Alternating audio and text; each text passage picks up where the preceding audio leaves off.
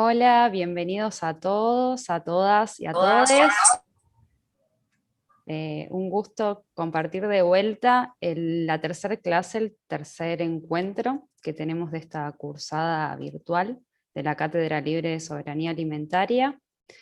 Hoy vamos a arrancar con la segunda clase del eje sociocultural y género, y la clase de hoy va a tratar de soberanía alimentaria y género. Antes de dar lugar y comienzo a la clase, quería contarles algunas novedades. La mayoría ya pudo ingresar al campus, participaron un montón, así que muchas gracias por el intercambio. Es un gusto leerlos y compartir información e intercambiar. Contarles que estamos resolviendo algunas dudas particulares que hubo con acceso al campus. Después, a medida que se va haciendo la actividad, se va tildando con un tilde verde, que eso también generó quizás varias preguntas y consultas en cuanto al avance de los diferentes ítems, según la actividad, según la bibliografía, según la reproducción de los videos. Bien, si esos tildes no se agregan en color verde en forma automática, lo pueden ir cliqueando. De todas maneras, agregamos en la parte de bienvenida, agregamos un pequeño video cortito, con reproducción rápida, así no lleva más que un par de minutos, para que entiendan y explicando mejor todas estas cuestiones. Así que ahí va otra facilidad. De todas maneras, vuelvo a insistir que queda abierto el canal para que pregunten a través de Instagram, o el correo electrónico también está a disposición. Y vamos mandando mensajes dentro del campus según la persona que esté a cargo de cada comisión, o en general si de repente nunca entraron al campus, o si no, o si sí, vamos ahí teniendo como un control. Bien, dicho esto, creo que estamos, así que doy lugar a Elina Figueroa y Maru Bosco. Las dos van a estar a cargo de esta clase. Son compañeras de la cátedra, así que, bueno, bienvenidas, licenciadas en nutrición, y van a estar hablando de soberanía alimentaria y género. Buenas, Bueno, hola. Buenas tardes a todos, a todas. Bueno, yo soy Elina Figueroa, soy licenciada en nutrición y docente de la Cátedra de Soberanía Alimentaria. Bueno, Maru, te querés presentar mientras yo por ahí voy compartiendo la pantalla. Ay, sí, no te veía en el Zoom, entonces no sabía. No, perdón. Hola a todos, a todas y a todos. Yo soy, bueno, Manu Bosco, soy licenciada en nutrición, trabajo como docente en la UBA y también en el área de integración comunitaria de la Escuela de Nutrición.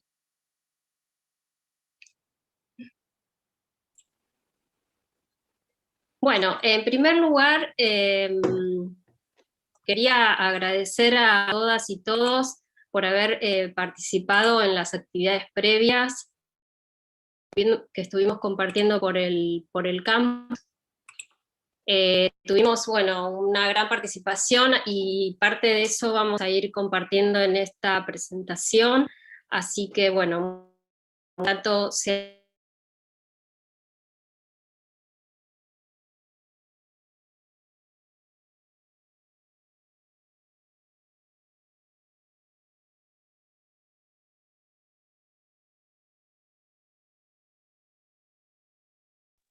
Ahí, Eli.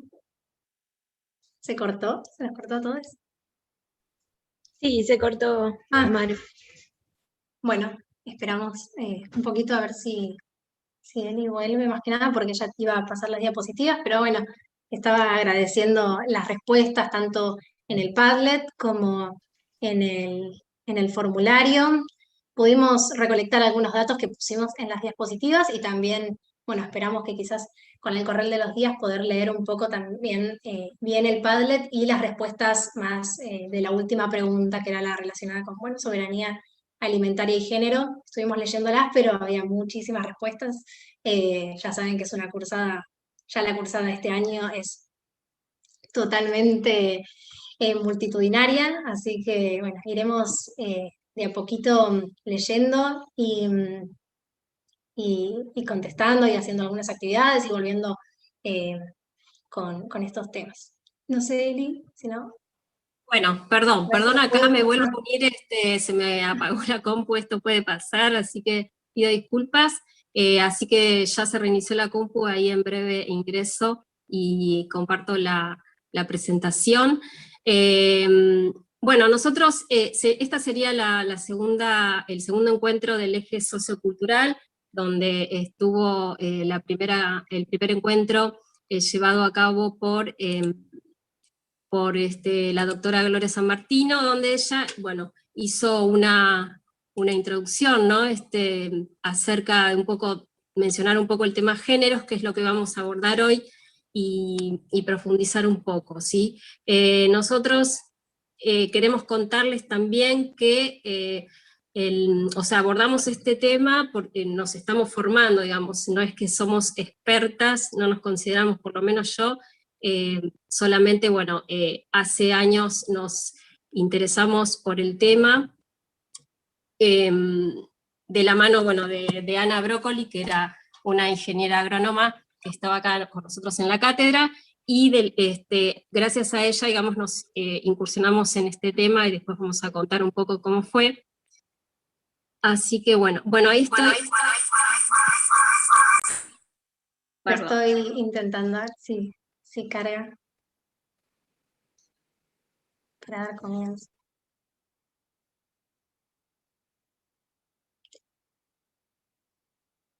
Bueno, Eli, ¿querés empezar? Ok.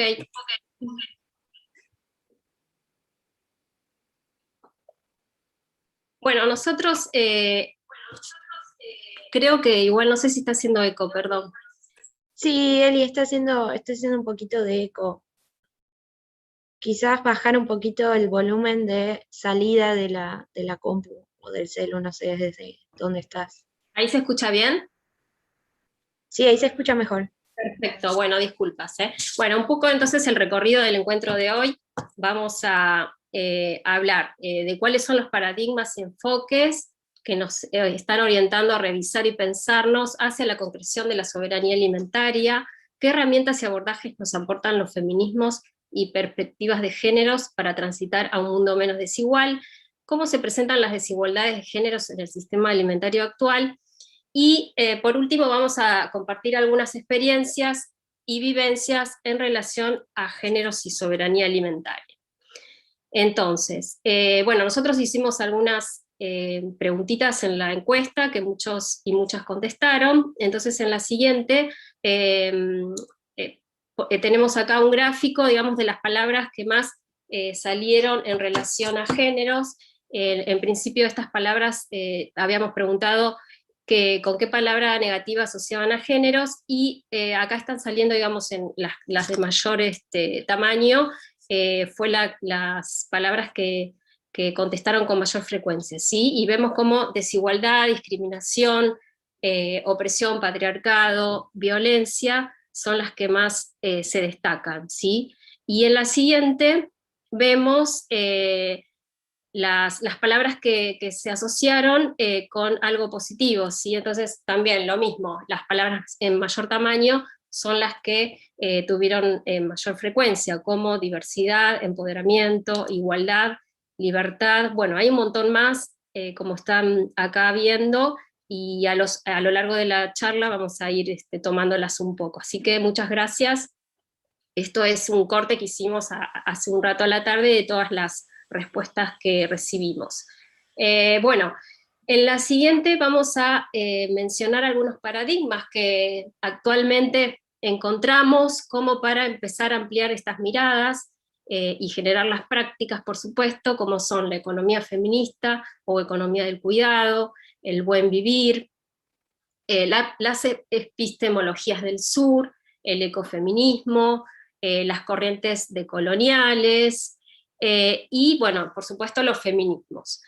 En la siguiente vamos a hacer como una introducción un poco más rápida para introducirnos en el tema y aclarar que en relación a género y feminismos a veces hay confusiones, ¿no? Porque bueno, para algunas personas quizás es algo un poco nuevo, entonces aparecen quizás resistencias, como decir, bueno, yo no soy ni feminista ni machista, ¿no? Pero al decir de Diana Maffia, podemos decir que cualquier persona, ya sea mujer, varón u otro, se puede considerar feminista si toma el compromiso de decir, ¿no? Que observo que las mujeres están sistemáticamente peor, esto me parece injusto, y voy a tomar este compromiso por impedir que en lo que esté a mi alcance esto no sea así, ¿sí? O sea, no es una cuestión de lucha de sexos o cuestiones que a veces nos quieren mostrar en algunos medios. Entonces, en la siguiente analizamos y vemos el feminismo como un movimiento social y político que reivindica, ¿no? esta igualdad y respeto mutuo entre los diferentes géneros.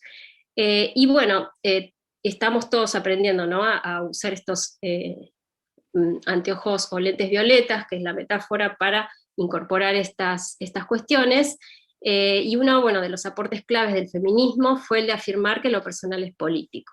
En la siguiente vemos entonces esta definición de patriarcado, ¿no? Que salió también mucho en la encuesta, que es un orden político que, digamos, sitúa en distinta jerarquía a todas las personas, pero en este caso en detrimento de las mujeres, ¿no? Entonces esto mantiene y reproduce la opresión y discriminación de las mujeres por medio de las estructuras sociopolíticas, ¿sí? Entonces esta distribución del poder es muy asimétrica y favorece entonces a los varones, tanto sea en lo político, en lo sagrado, religioso, simbólico, económico, etc.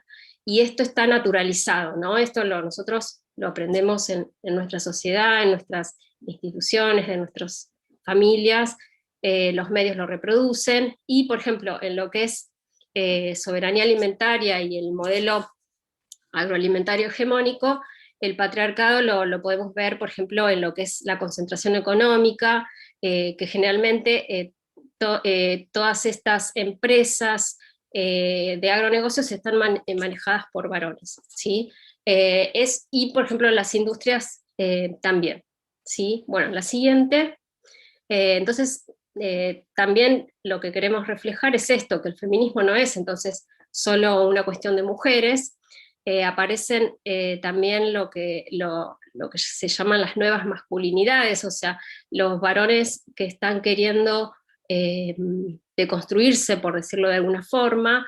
Esto ya lo vemos con un mayor ímpetu en las y los jóvenes, porque ellos ya vienen rompiendo un poco los moldes, ¿no? Como dice acá una de las imágenes.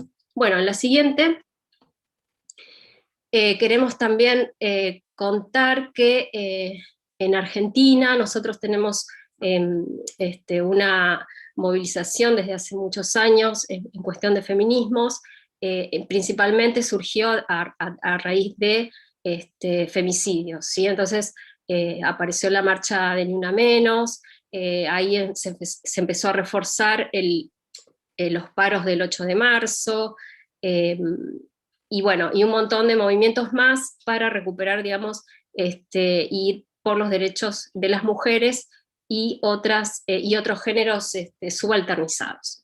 En la siguiente, bueno, Maru nos va a hacer un repaso como rápido de los conceptos básicos, ¿no? De lo que hablamos cuando hablamos de géneros.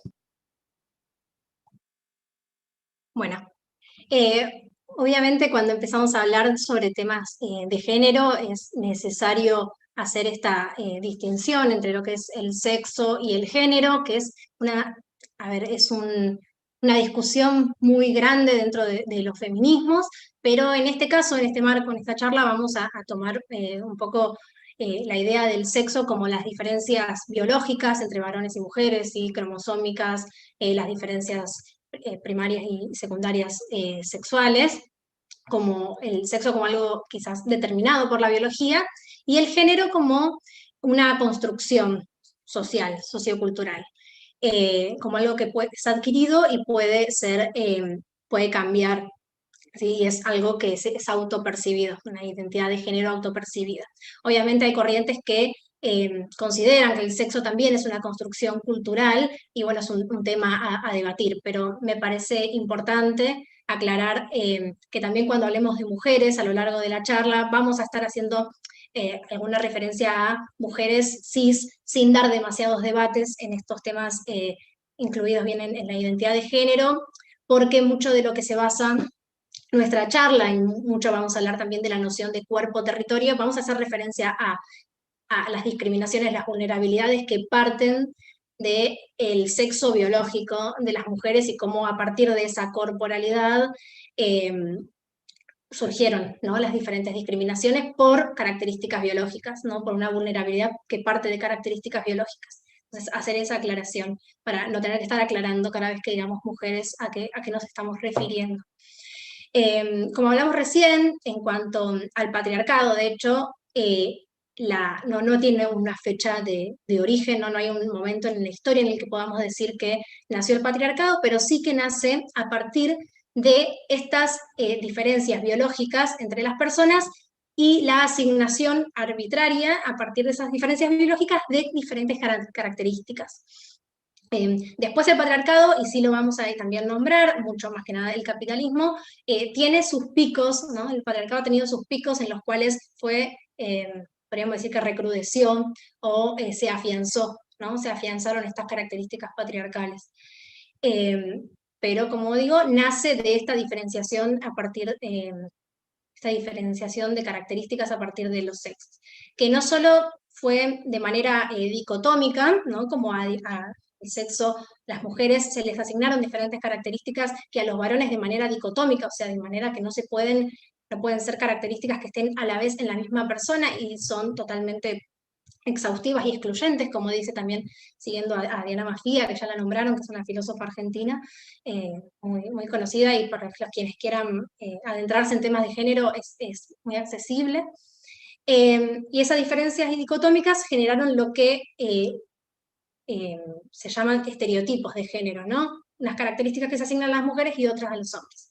Como dice Diana Maffia, esto no sería tan terrible, no sería tan grave, más allá de que estereotipamos a las mujeres en un lugar y a los hombres en otro, sino que el problema mayor tiene que ver con que esas características fueron jerarquizadas, y las características que se asignan a los varones, ¿no?, las características de público, lo que tiene que ver con la mente, lo que tiene que ver con lo racional, fueron jerarquizadas sobre las características que se asignaron a las mujeres, como cuerpo, más que nada lo que vamos a hablar hoy está relacionado con el cuerpo, la esfera privada, lo que tiene que ver con la incapacidad, ¿no?, la subjetividad, la incapacidad de ser objetivas, o la incapacidad de ser racionales, sino más emocionales. Eso, además, lo que generó esa jerarquía fue estas relaciones de género, ¿no?, como el diferente reparto tanto de poder, de derechos, de valores, ¿sí?, de recursos. Y además, se agrega que hay una característica más, digamos, del patriarcado, que tiene que ver con el androcentrismo. O sea, no solo se fueron dicotomías y jerarquizaciones, sino que además una de esas características se toma como referencia del género humano, y todo lo demás queda por fuera, ¿no? Bueno, acá el género, de vuelta traigo esta idea de que es una construcción sociocultural, que es adquirido y puede modificarse, y que se manifiesta como una construcción cultural y una relación asimétrica entre hombres y mujeres. Y en cuanto a la perspectiva de género, estos anteojos violetas que nombraba Eli, lo que quiero aclarar es que no es una mirada, ¿no?, es una mirada que reconoce que el mundo es diverso y reconoce las violencias, las brechas, las discriminaciones a las mujeres, pero no es simplemente una perspectiva, ¿no?, o un punto de vista, o como un punto que se puede tener o no tener.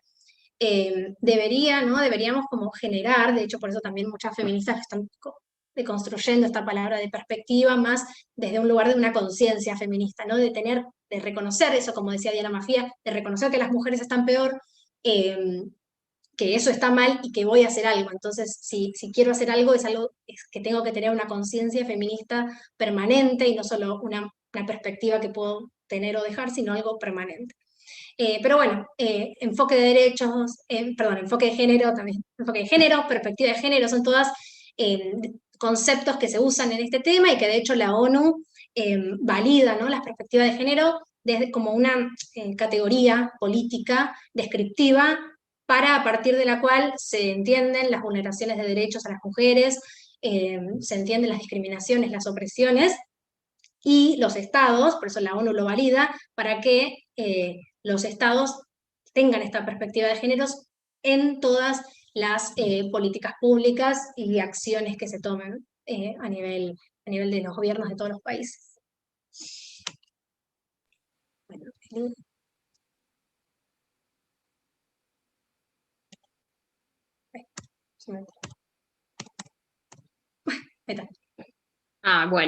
Bueno, entonces un poco para continuar con el tema de perspectiva de géneros, en un material referido a lo que es investigación, encontré esta categoría, ¿no? Pero acá la estamos extrapolando a las acciones, a leyes, a la educación y a políticas públicas, ¿no? Entonces, cómo esta perspectiva de género tendría que ir en distintos escalones, ¿no?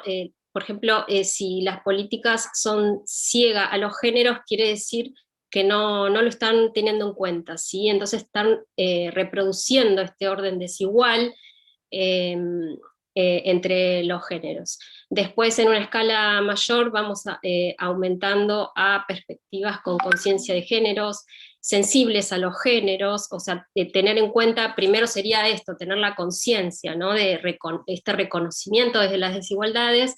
Ya en el escalón de sensibles a géneros, por ejemplo, podemos tener políticas, investigaciones que tengan datos desagregados en cuanto a género, ¿sí? Hay muchas lagunas de información, muchos censos que por ahí no tienen en cuenta estas características, estas categorías. Después, bueno, ya un poco más arriba, el género como transversal, y lo ideal sería que todas estas acciones y políticas, investigaciones, sean transformadoras de género, ¿sí? Entonces esto tiene que ver con que podamos abordar las causas estructurales de la desigualdad, ¿sí?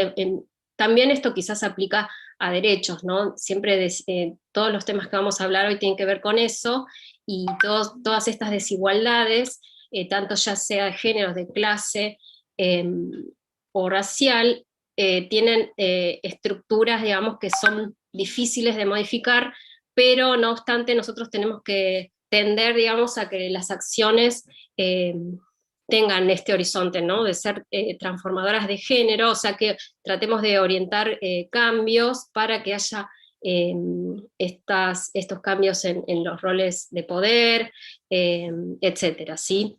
Y que los cambios sean también a largo plazo y duraderos. En la siguiente vamos a un poco las desigualdades, ¿no?, que estuvieron compartiendo en las encuestas, tienen que ver con esto, ¿no? Había una pregunta en referencia a las tareas de cuidado, o las tareas domésticas, o las tareas reproductivas, como se les menciona siempre, y bueno, un poco acá con humor, ¿no? Tenemos unas viñetas donde vemos que las mujeres estamos con múltiples tareas, ¿no? Además de las tareas en el hogar, muchas veces hay jornadas laborales y hasta triples jornadas, ¿sí?, para las mujeres. Y cómo se posicionan los varones, ¿no?, en esta cuestión en relación a estas tareas, ¿no? Así que es muy, bueno, y la economía feminista entonces tiene que ver con esto, con reconocer que estas tareas de cuidado no están visibilizadas y tampoco se valorizan económicamente. Es muy común observar la metáfora del iceberg, ¿no? Donde hay toda una economía sumergida, que es la que es sostenida mayoritariamente por mujeres, que esto permite, digamos, el desarrollo de la economía visible o la economía hegemónica que a la vista de todos pareciera ser que es la más importante, ¿no? Entonces, todo esto es un enmascaramiento, digamos, si lo vemos como algo natural, y que potencia toda esta división del trabajo, ¿no? Se asume que estas tareas son obligaciones de las mujeres. Avanzamos un poquito más. Perfecto. Y estas tareas en un informe de la ONU mencionan que si tendríamos que valorizar o remunerar todos estos trabajos, esto implicaría entre un 10 y un 39% del Producto Bruto Interno. En la siguiente, acá mencionamos la categoría que tiene que ver con esto, que se denomina la división sexual del trabajo, que hacemos referencia a esto, ¿no? Que estos trabajos están generizados, estos trabajos de cuidados, y se atribuyen entonces como responsabilidad específicamente de las mujeres, y todo esto que las mujeres se hayan ido ocupando de estas tareas a lo largo de la historia ha impedido, digamos, que puedan acceder a otros niveles, ¿no? de vida y de renta y de riqueza, ¿sí? Y también algo que vamos a ver también es el concepto de feminización de la pobreza.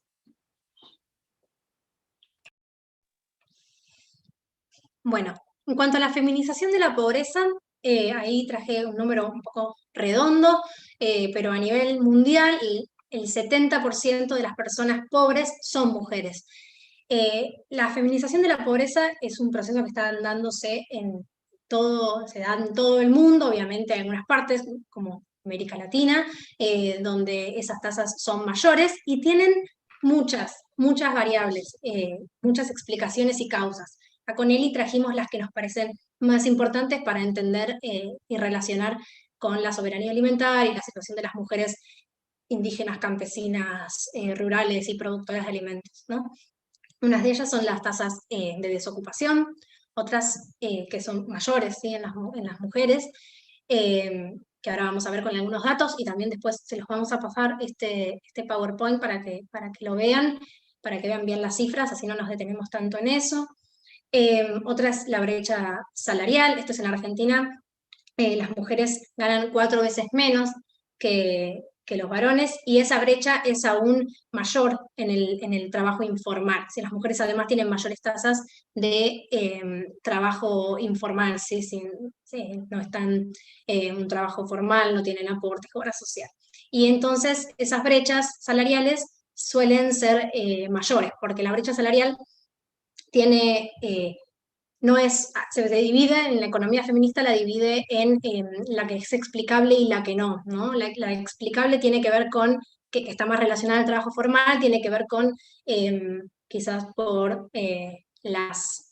esta división sexual de trabajo, y que las mujeres tienen más asignadas las tareas reproductivas, por ejemplo, faltan más, no tienen el presentismo, y no pueden hacer horas extra, ¿no? Esa es la explicable. También la de no poder acceder a puestos de poder, entonces ganan menos, pero esa es explicable. Y además existe otra brecha que quizás es la llamada no explicable, que tiene que ver con que las mujeres, por ser mujer, te pagan menos, y en un trabajo que no es formal, no hay regulaciones, ¿no? Entonces, por eso en el trabajo informal suele ser mayor la brecha salarial.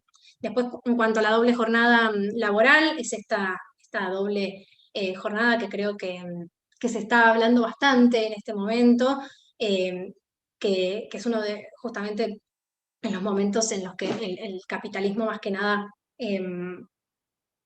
como decía, esto de momentos en los que recrudeció, y en el momento en que las mujeres accedieron de manera masiva al mercado laboral, alrededor de los años 50, 60, y el empleo femenino también aumentó mucho en América Latina, también más o menos en esos años, un poco antes, pero en cuanto a la llegada masiva de empresas transnacionales a Argentina, a Latinoamérica, un poco lo que hablaba Gloria el otro día, eso que la incorporación de empresas transnacionales masivas a América Latina hizo que haya una feminización del empleo, si las mujeres accedieron masivamente al empleo, y también por cuestiones relacionadas, por ejemplo, con la revolución sexual.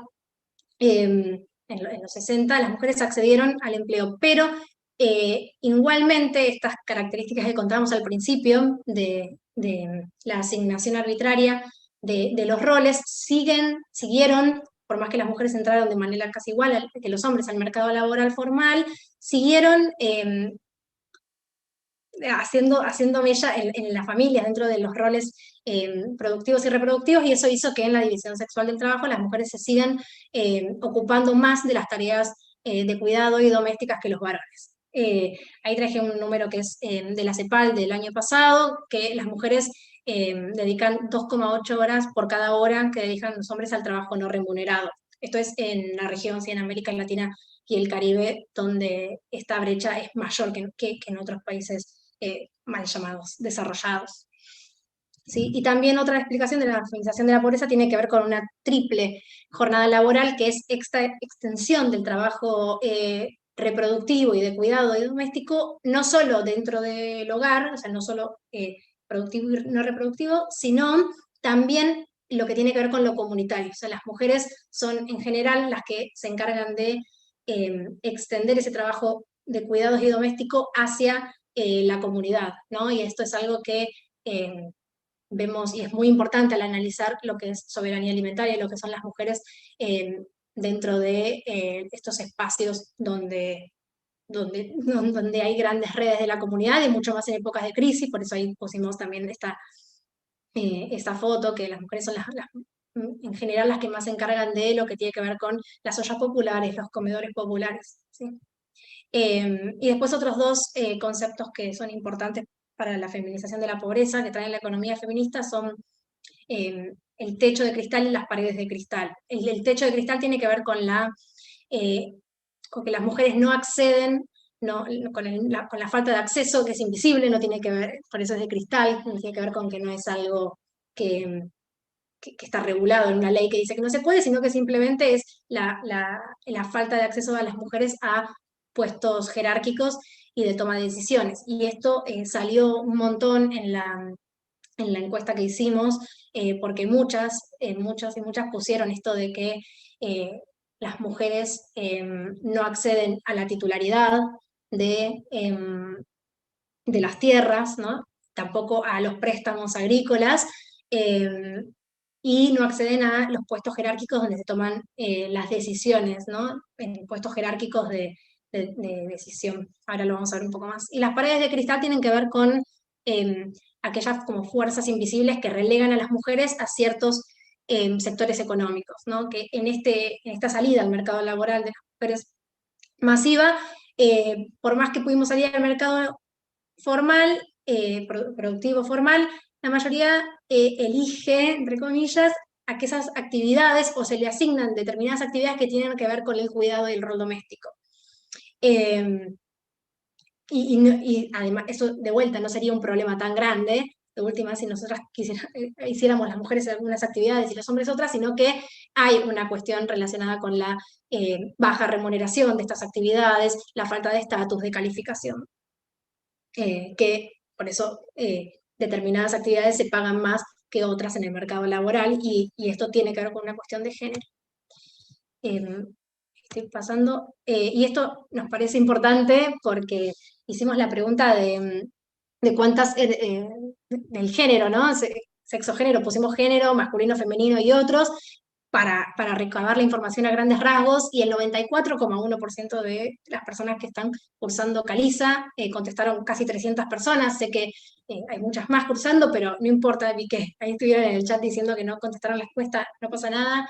Queríamos tener como una representación así grande. El 94,1% son mujeres, por lo tanto ahí tiene que ver con las paredes de cristal, no tiene que ver con que las mujeres somos las que nos estamos haciendo estas preguntas, las que estamos en esta charla, pensando cuestiones relacionadas con la comunidad, con la alimentación, con los derechos, y también que estamos dentro de la cátedra libre, es de nutrición, y nutrición es una carrera súper feminizada, y tiene que ver con esto, ¿no? Con que es una carrera que que tiene que ver con la salud, pero más que nada con la alimentación y con cómo se cocina y con la cocina, por lo tanto tiene que ver con estos roles que no se nos asignaron, tiene que ver con cuestiones también estéticas, ¿no? Obviamente eso se está deconstruyendo un poco, pero uno piensa en ir a la nutricionista para adelgazar, entonces esto tiene que ver también con cuestiones estéticas y por eso está muy feminizada, y también con la historia de la nutrición que nació como una carrera que complementaba al médico y por lo tanto nació ya siendo una carrera con menos estatus y, tiene que ver con esto, si no me quiero extender demasiado. Y después en esta que preguntamos cómo se reparten las tareas domésticas y de cuidado, vimos, bueno, por suerte que muchos se reparten equitativamente en el 25% y también las hacen alternativamente dentro del hogar sin acordar previamente, el 28%. Así que es un gran número, pero igualmente el 34% dice que las hacen principalmente las mujeres.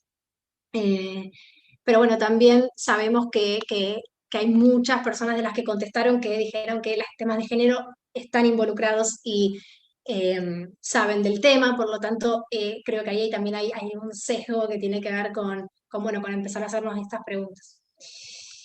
Esto lo voy a pasar, así no extiendo demasiado el tema de los gráficos, que ya lo van a ver, son todos datos regionales de estos temas. Bueno, un poco repasando el concepto de soberanía alimentaria, es el derecho de los pueblos a alimentos nutritivos y culturalmente adecuados, accesibles, producidos de forma sostenible y ecológica, y su derecho a decidir su propio sistema alimentario y productivo, ¿sí? Entonces, la soberanía alimentaria nos dice que los pueblos tienen derecho entonces a definir sus propias políticas alimentarias, ¿sí? Ya sea en el país, una región, y uno de los conceptos claves de la soberanía alimentaria es esto, ¿no? Que supone nuevas relaciones sociales, libres de opresión y desigualdades entre varones y mujeres en principio, pero también entre pueblos, entre diferentes grupos étnicos, clases sociales y generaciones, ¿sí? Por supuesto, la soberanía alimentaria es un paradigma, es como una meta a la que nos vamos dirigiendo, ¿sí? En la siguiente... Bueno, este concepto todos saben que surge de la vía campesina, ¿sí? En el año 1996, entonces la soberanía alimentaria en contraposición con el modelo agroalimentario hegemónico pone a las personas en el centro, ¿sí? Entonces tiene un protagonismo a los productores y productoras y a los que consumen, ¿sí? Entonces, este paradigma pone en el centro a las relaciones y a las personas. En la siguiente, a ver si continúa. Exacto. Bueno, y nosotros procesamos y sistematizamos algunas informaciones en referencia a esto, cómo visualizamos estas desigualdades, ¿no? En el sistema alimentario actual, y un poco en relación a lo que mencionaba Maru, a la actual crisis que estamos viviendo, que es mundial, vemos que las mujeres están siendo las principales amortiguadoras, ¿sí? De la pobreza.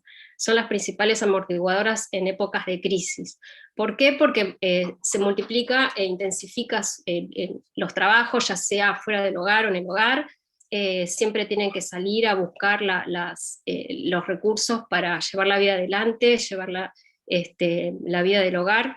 Y acá mencionamos datos en referencia a la inseguridad alimentaria, que siempre hay una mayor proporción, en América Latina sobre todo, estos datos de mayor proporción de mujeres con inseguridad alimentaria, ¿sí? Un 32% en comparación con un número menor en varones de un 25%, ¿sí? Con datos de FAO del año 2020.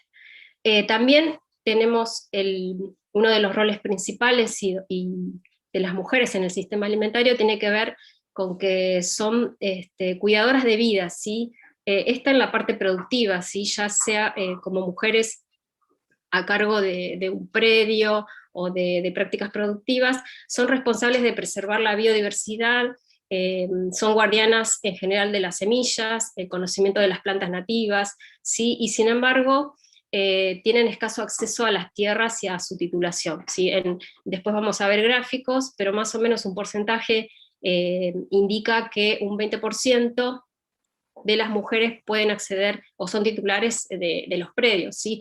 En general, este rol en la producción a veces en predios que digamos, se cultivan de la forma hegemónica, como puede ser monocultivos, muchas veces las mujeres tienen una pequeña huerta así atrás de sus casas como para tener estos recursos alimentarios para la familia, ¿sí? Ya sea hierbas medicinales y otro tipo de alimentos que no son valorados comercialmente, ¿sí? que tampoco se consiguen en el mercado.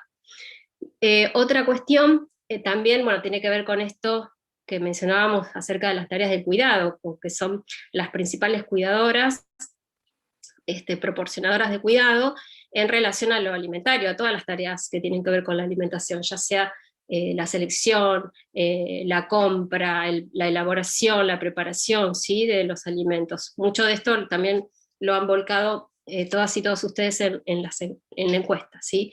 Y hay un dato que menciona la UNESCO, que si las mujeres, hace un cálculo, ¿no? Que si las mujeres tuvieran el mismo acceso que los hombres a los recursos productivos, podría haber una reducción del hambre en el mundo, ¿sí? Entre un 12 y un 17%. Esto tiene que ver un poco, es un gráfico mencionado en el Atlas de las Mujeres Rurales del año 2017, donde lo mismo se ve que ya sea en las zonas rurales o urbanas, siempre las mujeres destinan mayor cantidad de horas a los distintos tipos de trabajo. ¿Sí? Esto se mantiene, digamos, esta desigualdad con distintos datos, pero esta proporción en general se da en todos los países. Y en referencia a la propiedad de la tierra, ¿no? Hay un gráfico de la izquierda de un informe de género y ambiente del año 2020, donde vean ustedes en color rojo el porcentaje solamente de las mujeres propietarias, ¿sí?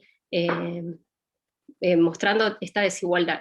Y el de la derecha es del Censo Nacional Agropecuario que se hizo acá en Argentina en el año 2018, donde menciona que solo un 20%, digamos, de las mujeres son propietarias. Y entonces esto, ¿no? Siempre la desigualdad tiene que ver tanto sea por el acceso, ¿sí? No tener los recursos para acceder, por el uso, la transferencia o las herencias, ¿sí? Marcan estas diferencias. Últimamente, bueno, hay mucha movilización respecto de esto para que haya créditos, ¿no? para poder acceder a la tierra de una forma mejor. La siguiente. Bueno, en relación a la agroecología, que es la modalidad de producción en que se basa la soberanía alimentaria, podemos ver un poco la relación, acá hay mucho aporte, digamos, de los paradigmas de pueblos originarios, ¿no? Donde no solamente tiene que ver la parte productiva, sino incluye esto de que la agroecología nos invita a estar unidos en un ciclo de vida, ¿sí? Entonces, no solamente vernos como nosotros separados de la naturaleza, sino como parte, ¿sí? Y en equilibrio, tanto en la naturaleza como en los seres humanos. Y acá hay como esta dicotomía, ¿no? de la vida o la ganancia, ¿no? Entonces, hay mucho reflejo acá de estos paradigmas de los pueblos originarios, donde también ellos tienen esta como conexión mucho más allá, y si se quiere espiritual, con la tierra, tienen este concepto de la red de la vida, y bueno, y uno de los eslogan muy conocido es sin feminismo no hay agroecología.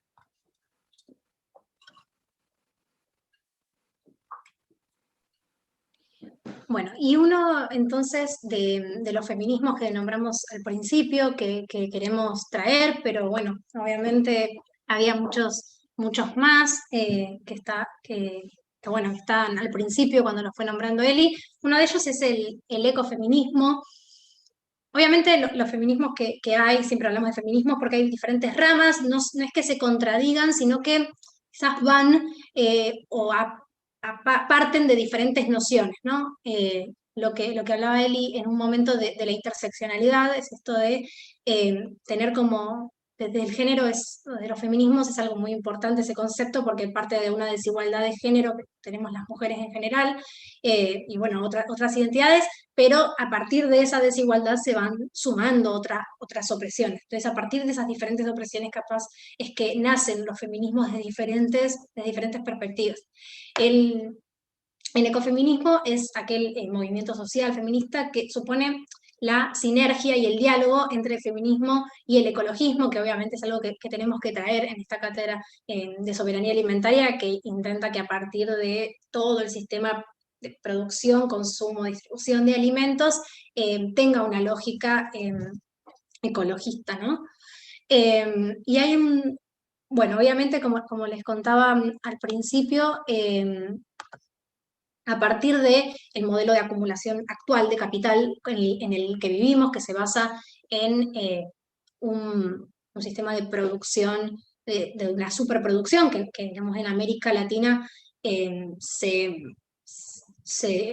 indica o se ve más que nada en la primarización de la economía, ¿no? La producción de materias primas, y en el extractivismo en relación a los recursos naturales. Esas son como las dos actividades más importantes dentro del modelo de acumulación actual, por lo menos de la región, ¿no? De Latinoamérica.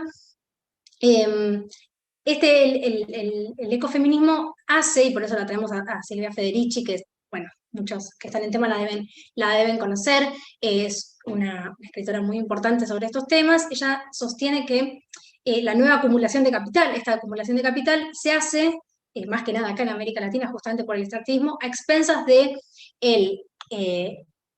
territorio, ¿no? De la apropiación de bienes y servicios que provee la naturaleza, que provee o que le extrae, mejor dicho, a la naturaleza. Y esta extracción, esta apropiación de los bienes y servicios la relaciona con el capitalismo en concreto, ¿no? Con esta incautación de los tiempos de las personas que el capitalismo le saca. Y obviamente se tiene que relacionar mucho más a esta incautación del tiempo que le hacen a las mujeres, ¿no? Para sacar ubicándolas como imperativo de género dentro de la esfera doméstica.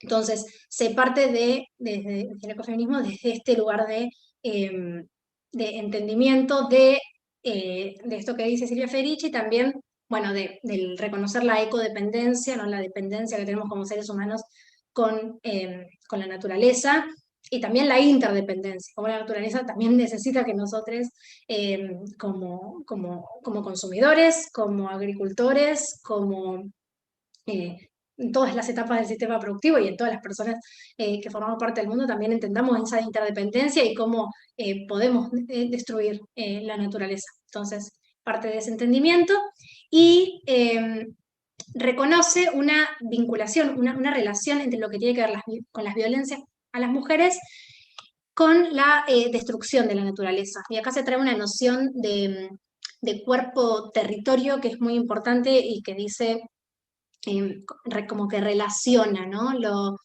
Que lo que el patriarcado le hace al cuerpo de las mujeres es lo mismo que el extractivismo le hace a los territorios.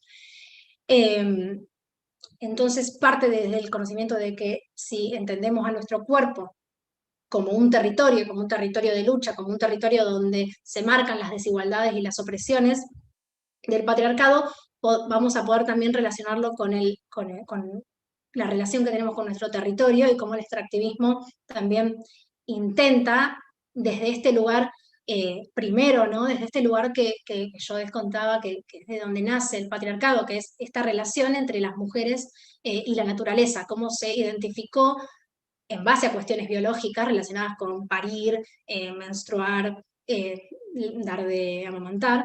Con cuestiones biológicas se relacionó a las mujeres con la naturaleza, y a partir de ese momento, obviamente, hubo diferentes picos y diferentes sistemas que se que se nutrieron de esa relación, y más que nada, es lo que traen Silvia Federici, en la acumulación de capital actual. El capitalismo se nutrió de esa relación para, no solo se reprodució el patriarcado, sino que le sirvió a este extractivismo, ¿no? A este modelo de acumulación. Hay una autora que se llama Antonella Busconi, que dice que la naturaleza fue feminizada y las feminidades fueron naturalizadas, ¿no? Como esta relación entre naturaleza y mujeres. Y yo les traía, ella, lo voy a decir muy rápido, pero Antonella Busconi, después también la podemos subir a la bibliografía si no lo hicimos, o lo pueden buscar, está en internet, que es una relación entre la agricultura, la soberanía alimentaria y el ecofeminismo. En realidad el ecofeminismo dentro del ecofeminismo tiene diferentes corrientes, podríamos decir evolutivas, pero no sé si es una evolución como que va mejorando, pero sí que fue cambiando el concepto también a medida que fue cambiando el feminismo. Primero se habla de un ecofeminismo clásico que tiene que ver con tomar esta relación de las mujeres con la naturaleza como algo esencialista, ¿no? Es una esencia de las mujeres relacionada con la naturaleza y de los hombres relacionado con el poder. Y eso fue, ¿no? Esa diferencia fue lo que hizo que las mujeres tengamos una buena relación con la naturaleza y entendamos más y haya más conocimiento de la biodiversidad, etc. Y los hombres fue que hicieron, por esa relación con el poder y con lo mental, las guerras, la contaminación, etc. Voy a ir muy rápido con esto, pero es como la idea. Después, que este es un feminismo que se basa en las diferencias, ¿no? Como que las diferencias entre hombres y mujeres están, y eso está mal. En cambio, después viene un ecofeminismo más espiritualista, que acá es donde algunas bibliografías la ponen a Vandana Shiva como una de las referentes principales, que es parecido al clásico, pero quita un poco la demonización de los hombres, no como si esto del poder fuera algo malo, sino que trae cuestiones más religiosas de la cultura hindú también, como para explicar que la relación de las mujeres con la naturaleza se basa, o es la que generó los pactos de solidaridad, de diversidad, de sostenibilidad, sin hacer énfasis en la diferencia con los hombres o en la demonización de esta relación con los hombres. Y después viene un ecofeminismo más constructivista, que se basa más que nada en los 90. El clásico es más de los 60 o de los 70, con este feminismo de la diferencia, que en general estaba también en ese momento, en general en los feminismos. Y el constructivista es más de los 90 para acá, que también dice que las mujeres están relacionadas con la naturaleza y los hombres más con el poder, esas cosas, y que eso está mal, pero lo parte desde esta división sexual de trabajo, ¿no? Trae mucho de ese conocimiento de la economía, y que en esta división sexual del trabajo a las mujeres se les asignó eso y a los hombres lo otro, y que eso hay que deconstruirlo, pero deconstruirlo de raíz, desde un lugar de tenemos que quedarnos con lo bueno que trajo el poder, con lo bueno que tiene ese poder o ese espacio público, y también tenemos que quedarnos con lo bueno que tiene el cuidado, la naturaleza, el cuidar a otros, la relación con no solo no los estereotipos de género, sino los roles asignados al género, y hace justamente esta desconstrucción y una posición más de raíz, ¿no? Como qué es hace una crítica ya al patriarcado en general y no tanto a hombres, mujeres. Bueno, con esta noción de cuerpo-territorio, nos parecía importante, bueno, esta frase es bastante conocida, que la hicimos cuando estaba en el Centro Estudiante de Nutrición en el Beni.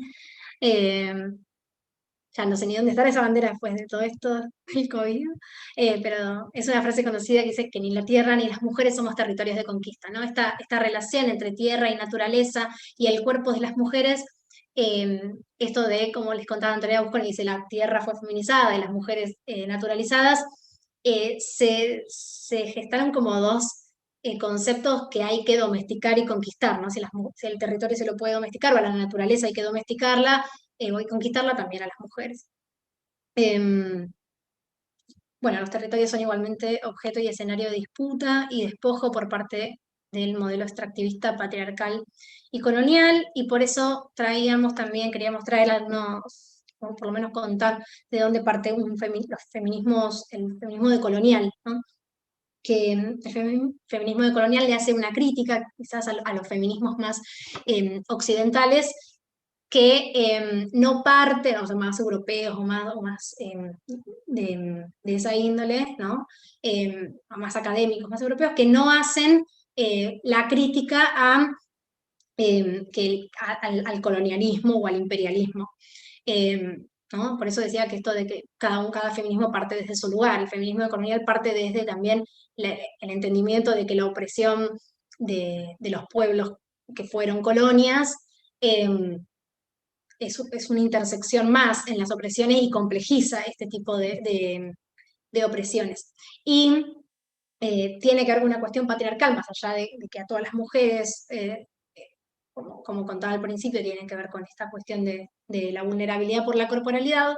En aquellos pueblos que fuimos colonias, esta relación con el cuerpo y con el poder a través del cuerpo es más fuerte porque el colonialismo, que dice europeo, patriarcal, racista y discriminador, esto lo dice Carosio, dice que las ha simbolizado a las mujeres como cuerpos preferentemente erotizados convertidos en instrumentos para la sujeción y reproducción del colonizador. O sea, quedan nuestras marcas, estas, dentro de estas cuestiones cuando fuimos colonizados, las violaciones a las mujeres que estaban nativas, ¿no?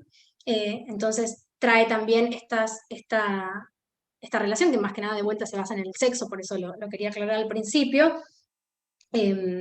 pero complejiza las subordinaciones de las mujeres en los países latinoamericanos, y por eso también hay que traerlo cuando hablamos de agroecología y de soberanía alimentaria en nuestros países de la región.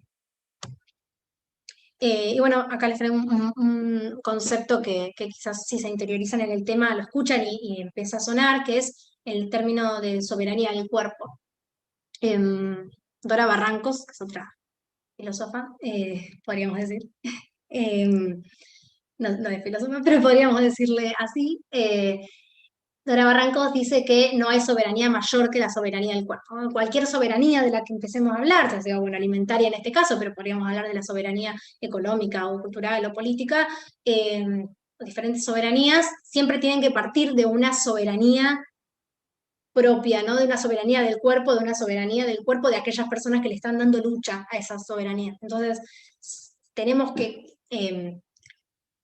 partir de una soberanía de los propios cuerpos, de las decisiones sobre los cuerpos, sobre la orientación sexual, sobre si queremos o no ser padres, madres, si queremos o no sobre el aborto. Bueno, todas esas soberanías relacionadas con el cuerpo para empezar a dar lucha sobre las otras, ¿no?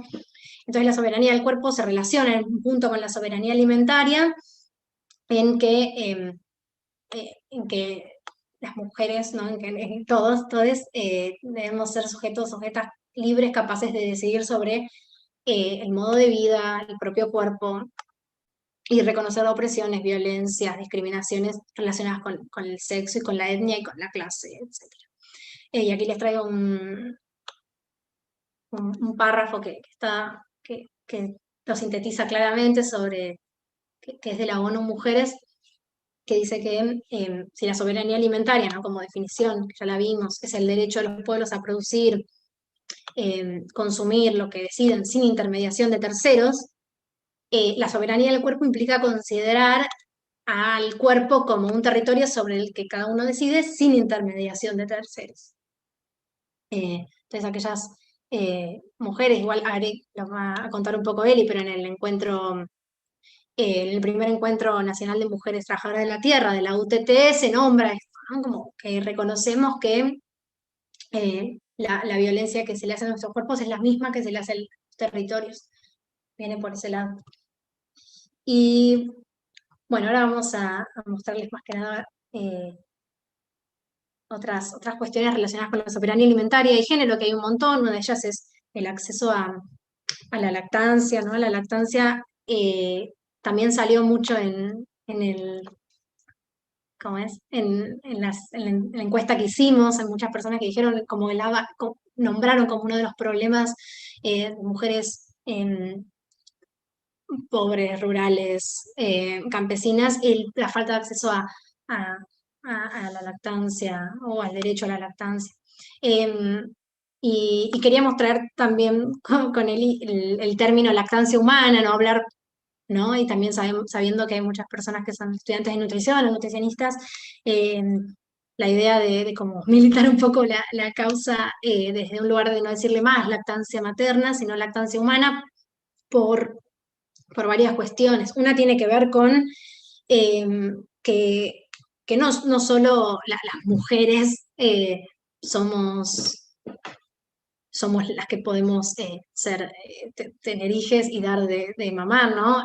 Pueden, obviamente, esto, más allá de que haya un acuerdo o no, hay una ley de identidad de género en Argentina que dice que, de acuerdo a la autopercepción, se asigna el género en el DNI, entonces hay personas que son hombres y que pueden gestar y que pueden dar de amamantar, así que decirle lactancia materna ya parte desde ese lugar eh, de, que materna no hace referencia solo a las mujeres, después que las personas que, quiero decir, eh, que dan de amamantar, no pueden no ser las madres, ¿no? De ese bebé. Pueden ser nodrizas o pueden ser otro tipo de relaciones o pueden ser mujeres que le dan de amamantar y después lo van a dar en adopción. Entonces, como empezar a complejizar ese tipo de relaciones. Y también se le suele decir lactancia humana para quitarle la responsabilidad total a las mujeres de la lactancia, sino también a ser responsable, no solo a compañeros de esas mujeres que se tienen que interiorizar en la responsabilidad de la lactancia, sino también a la sociedad, ¿no? A la sociedad, al Estado, a los espacios de trabajo, que no es solo materno. Bueno, y ahí pusimos una foto del tetazo, que no me acuerdo en qué año fue, pero se hizo muy conocido, cuando había una mujer que no la habían dejado amamantar en el espacio público, y bueno, salieron muchas mujeres a hacerlo para defender este derecho a la lactancia.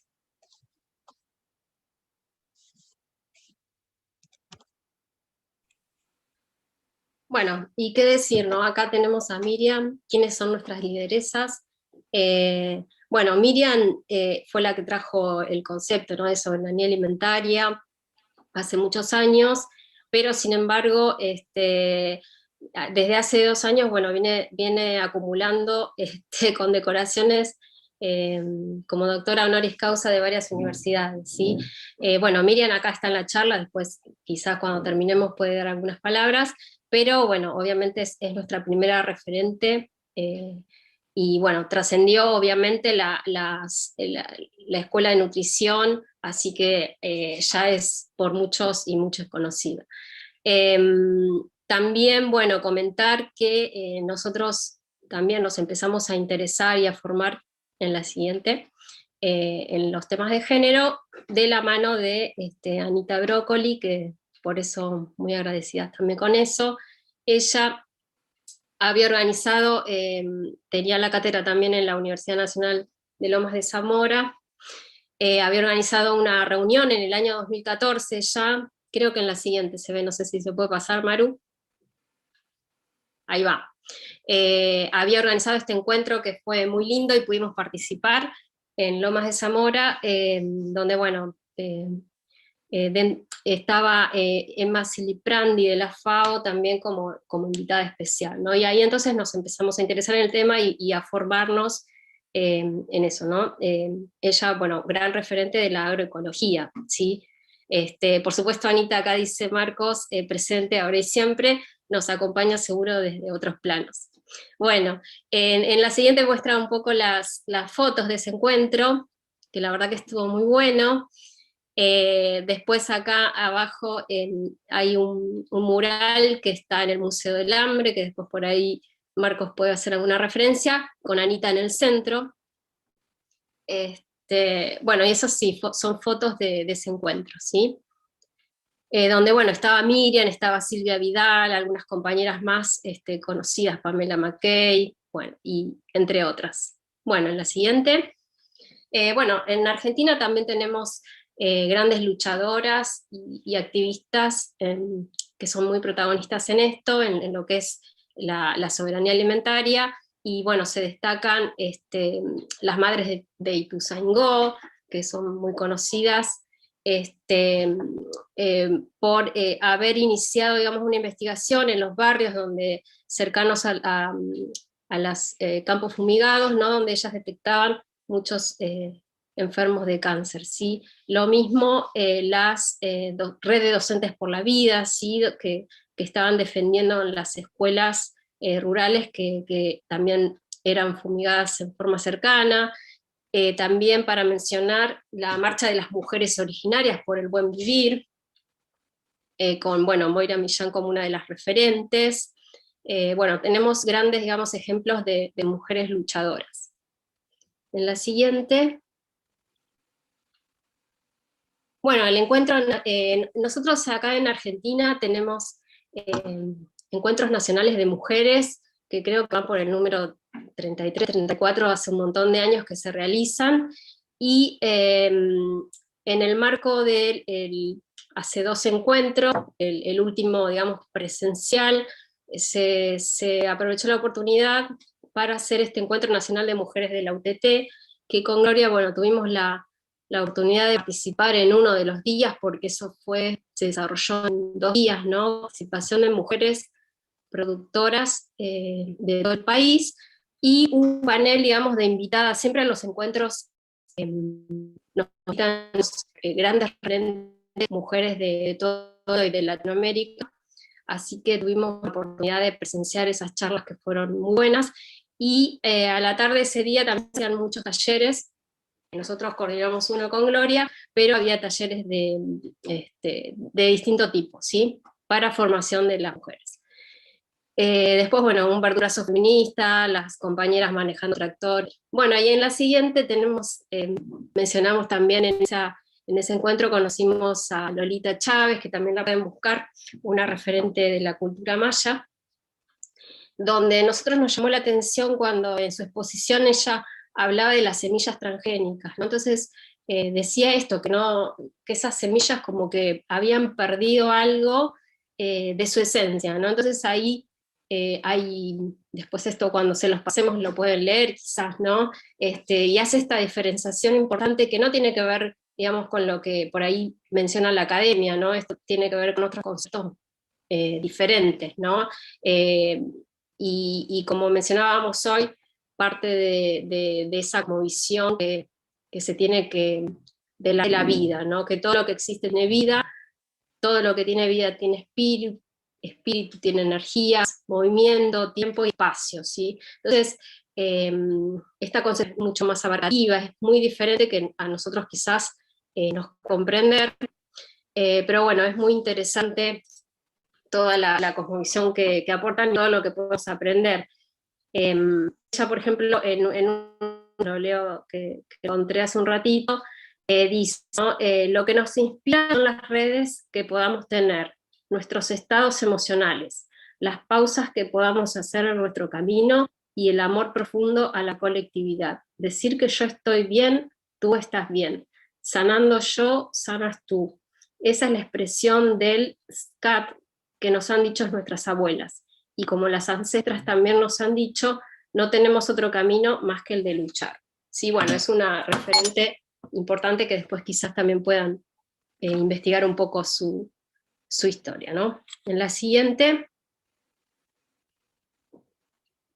Bueno, otro punto que también tomó Gloria en la clase pasada, entre el otro pasado, tiene que ver con las culturas alimentarias y los saberes, ¿sí?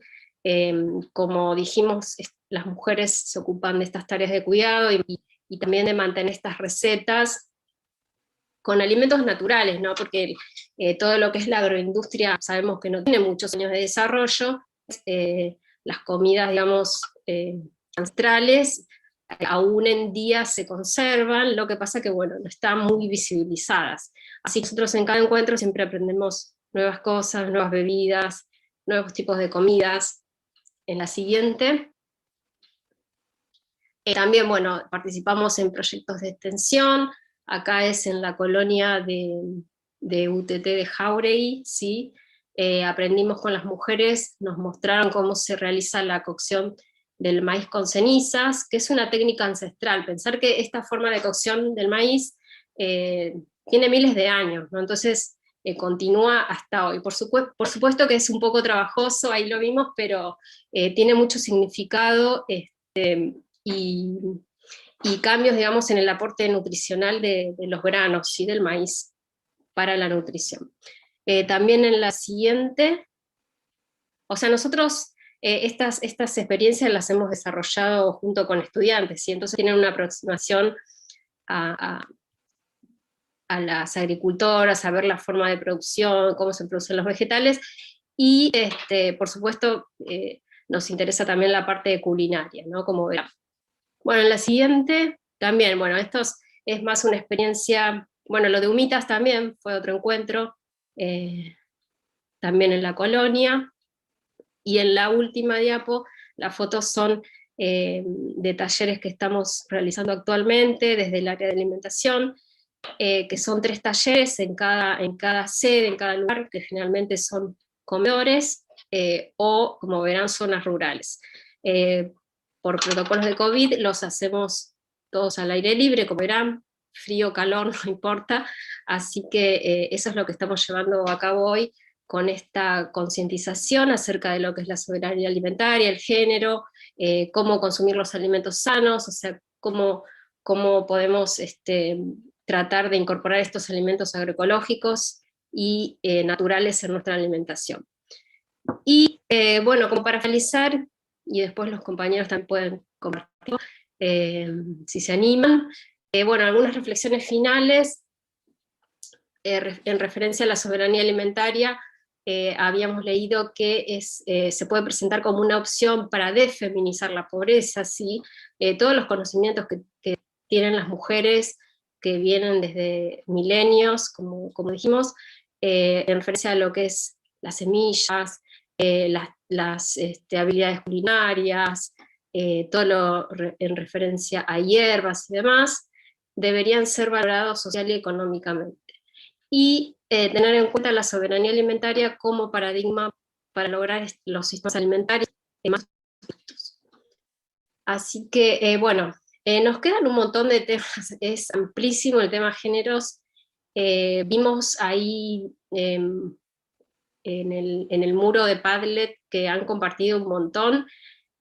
Seguramente algunas bibliografías más podemos subir si están interesados, interesadas. Pero bueno, más o menos este es el recorte y las reflexiones que nosotros consideramos para compartir.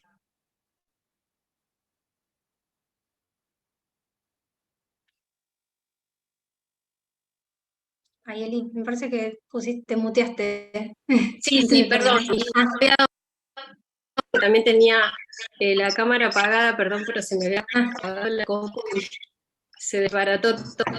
Sí, ahí Marcos dice que Emma Celiprandi es la responsable de estrategia de escalamiento de la agroecología en la FAO a nivel global.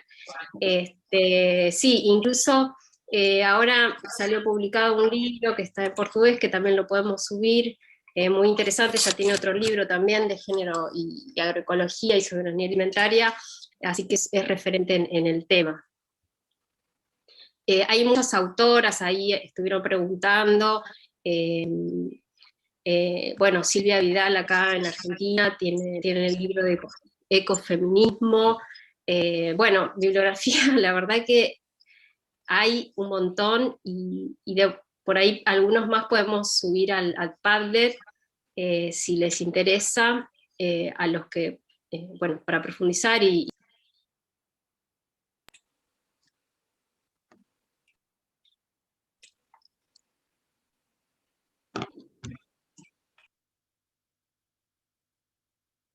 Ahí, Eli, no sé si querías decir algo No, más. está bien. Por ahí, quería decir no sé algo. si Clarita, bueno, nosotros como una de las actividades armamos un muro donde muchos y muchas compartieron experiencias, fotografías, materiales, y la verdad que, bueno, la verdad que gracias, son muy, enriquecen a todos, y además que queda para acceso de todas y todos. Hay muchos algunas mujeres que postearon, ¿no? Cuestiones que empezaron a producir hace poco, en predios han mostrado las fotos de ferias, qué más, bibliografías, está los mapas de iconoclasistas, ¿sí? Hay 2 mapas muy interesantes. Ahí postearon uno que es el del Mapamundi, pero después también hay uno que salió recientemente que es sobre cuerpo-territorio, muy interesante también. No me acuerdo qué más podemos mencionar, pero por ahí se puede, no sé si Clarita tiene para compartir un poco cómo fue el desarrollo de esta actividad.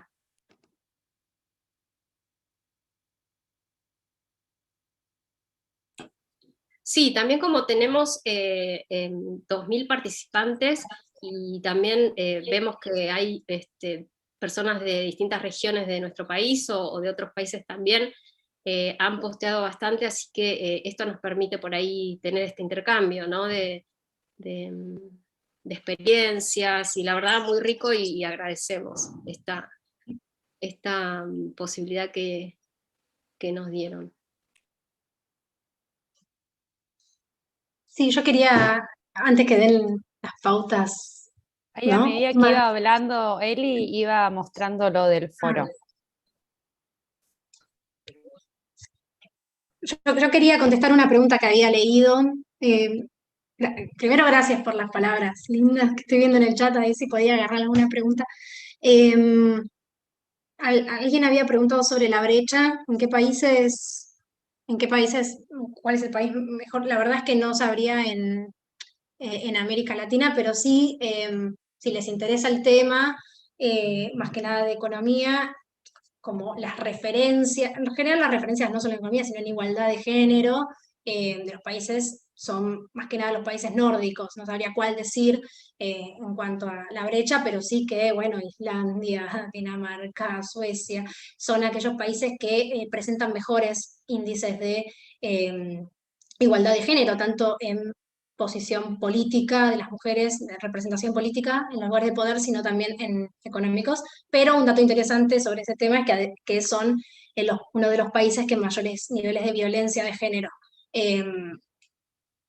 muestran. Entonces también está interesante para pensar en eso. Y bueno, ya que estaba, porque alguien puso que íbamos muy rápido y que quería contarles, bueno, también muchos son nutricionistas, muchos y muchas, que yo tengo un Instagram que se llama @nutrición feminista, donde trato como de debatir un poco con nutricionistas más que nada, y también con otros profesionales de salud, con la comunidad en general, pero me interesa que si están interesados en este tema de género, también podamos como dejar esa vía de comunicación abierta, que me interesa mucho de construir algunas cuestiones o romper desde esos lugares también, algo que bueno, no hablamos mucho, pero sí el abordaje de salud a personas que no entran dentro de la hegemonía, no solo de los cuerpos hegemónicos en cuanto a cuestiones estéticas, ¿no? O mucho de lo que vemos en nutrición, bueno, no me quiero explayar, pero también en las identidades de género y el poco abordaje que tenemos como nutricionistas, conocimiento que hay sobre cómo se aborda la salud de las personas trans, integral de las personas trans, que lo quería traer como, bueno, ayer fue el Día del Orgullo, entonces quería también traer eso y bueno, dejarlo por si les interesa también ir investigando sobre esto, debatiendo y que no se corte. Listo, gracias. Sí, por ahí invitamos al resto de los compañeros de la cátedra a comentar algo. Miriam, ahí no sé si está escuchando. Pero bueno, la presentación vamos a pasar a un PDF y la subimos a la bibliografía. Creo que la de Gloria también, podemos hacer lo mismo, así ya les queda, y por ahí en los gráficos o la información que recortamos están las fuentes, ¿sí?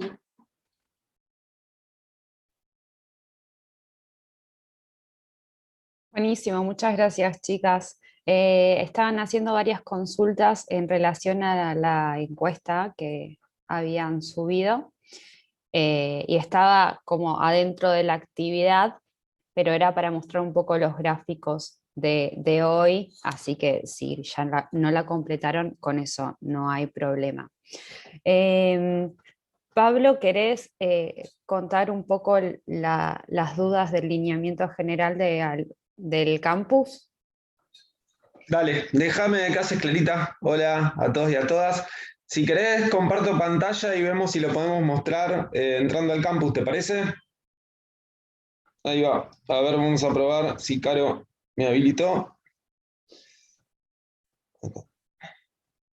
La idea es mostrar lo de los tildes y dónde está la información para que justamente lo puedan visualizar y sea más fácil de entender. El ingreso al campus y cómo lo va viendo cada uno para ir avanzando en los ejes y desbloquear las actividades. Ahí decime si se ve la pantalla. ¿La están viendo? Perfecto. A ver, yo voy a tener que ir corriendo porque a veces se complica.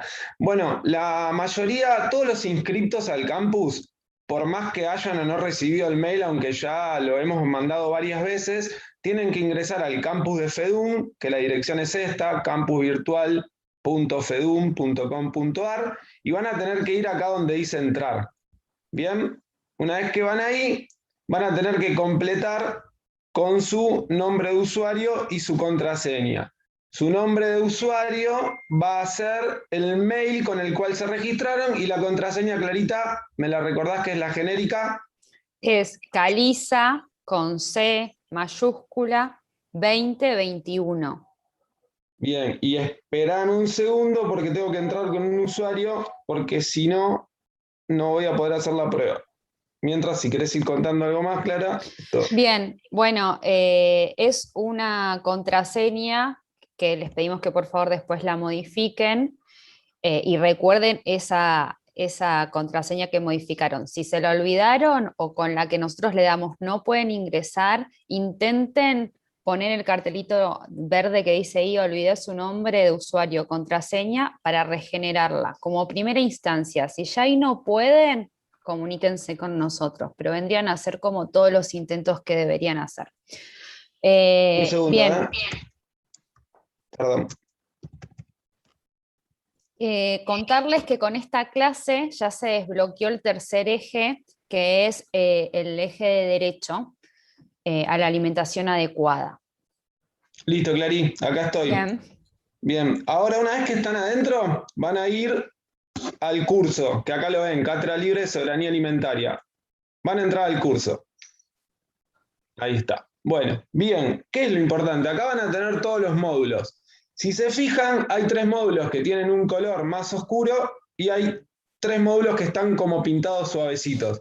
¿Eso qué quiere decir? Les va a ir marcando qué módulos están habilitados. Bien, ustedes, el primer módulo que van a entrar, si nunca entraron, es al de bienvenida, que es la introducción. Al entrar al módulo de introducción van a tener explicado cómo es todo el curso. Van a encontrar un videíto que explica más o menos lo que voy a explicar yo ahora, pero igualmente lo vamos a ir viendo. Como ven, acá están las actividades que planteamos en cada eje temático. Siempre va a ser similar, van a encontrar el video de la clase o el acceso al video y un foro de actividades, además de la bibliografía. Bien, como ven acá el foro de avisos generales, como es un foro que ya está diseñado por el campus, no tiene ningún circulito al lado derecho. Pero la actividad de presentación y la clase inaugural del curso a la derecha tienen un redondel clarito.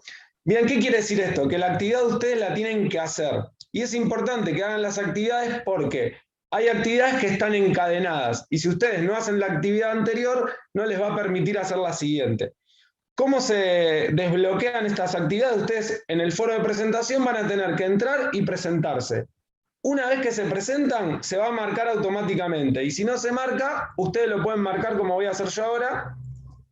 Y les debería aparecer, bueno, que como siempre uno, porque acá no me deja, ahí está, ahí aparece marcado.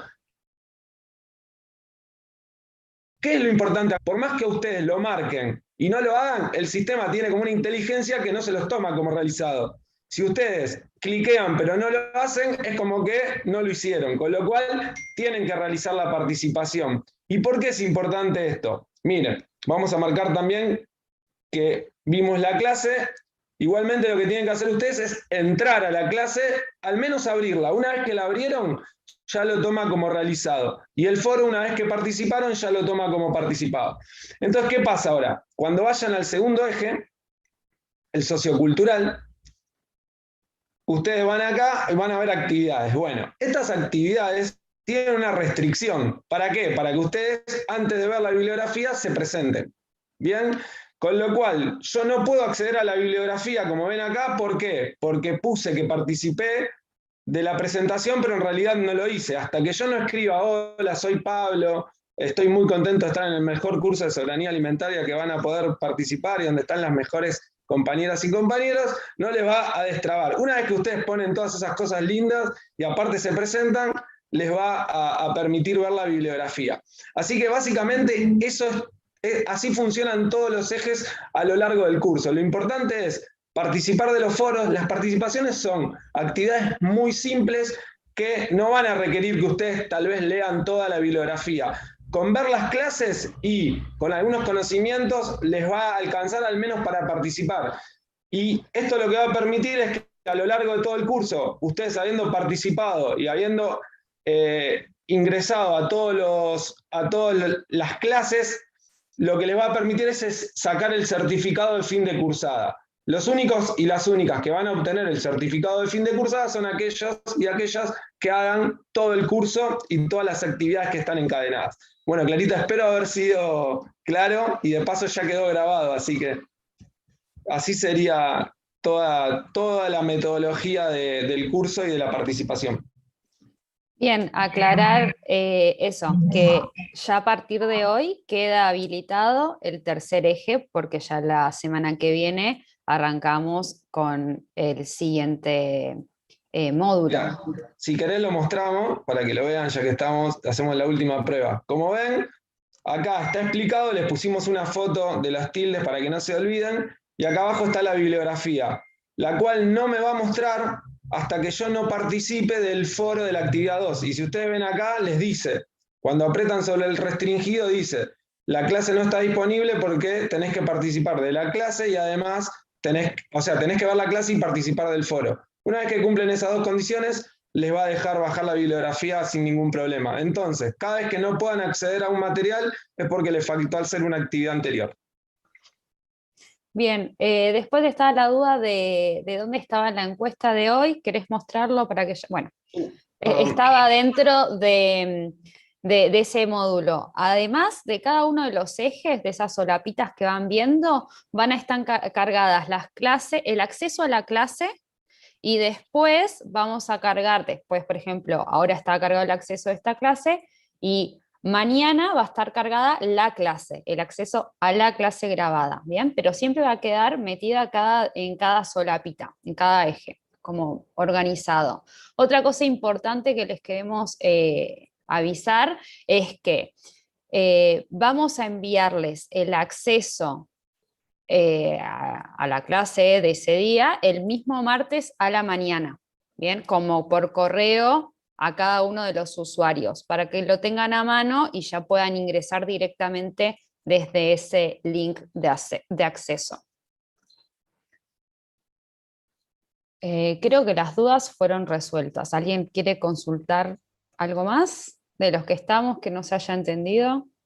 No, y aclarar, Clarita, me parece de que mejor que no compartan el link con nadie que no sea compañero de la cátedra para evitar intromisiones indeseadas. Bien, ese es un buen dato.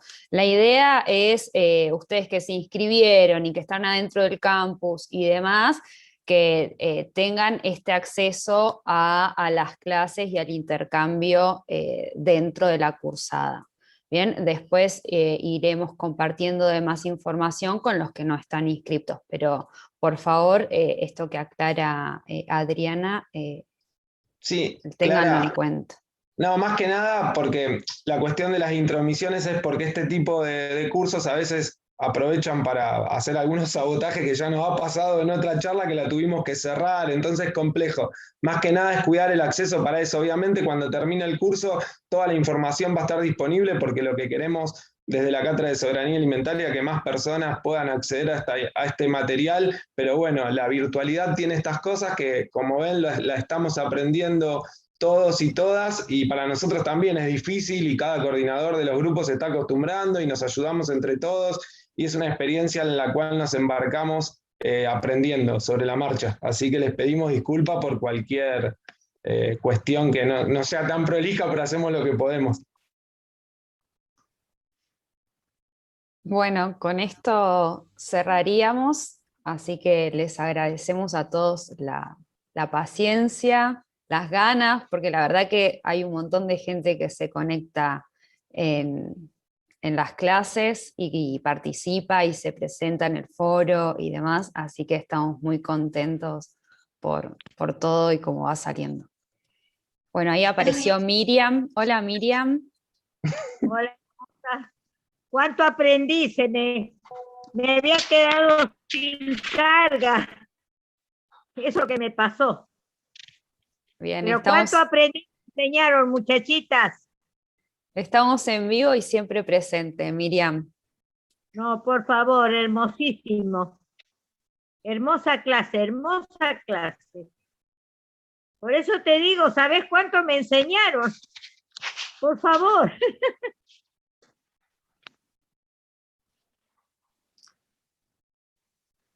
Bueno.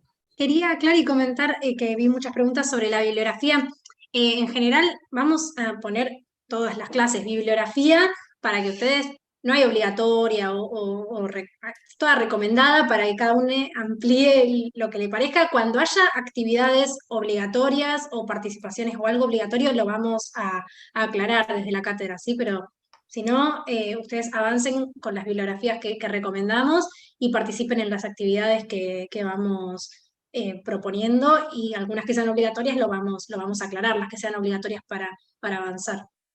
Perfecto, Maru, después de la clase nos pasan el PDF y con Clarita ya lo dejamos en el módulo, junto con algún material que surgió de esta clase, así que Clara, después nos ocupamos de eso.